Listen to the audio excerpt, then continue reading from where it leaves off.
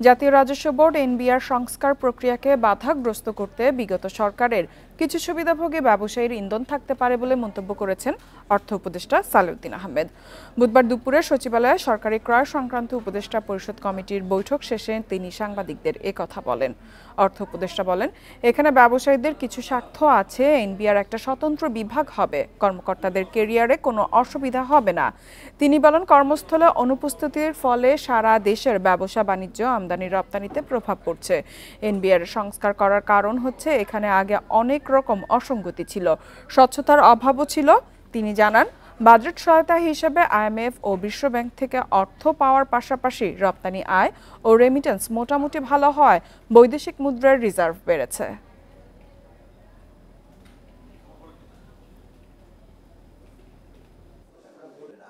অ্যাবসেনশন এটা কিন্তু ঠিক, এটা সরকারি কর্মচারী, বিষয়টা এনবিআর একটা খুব ইম্পর্টেন্ট জিনিস।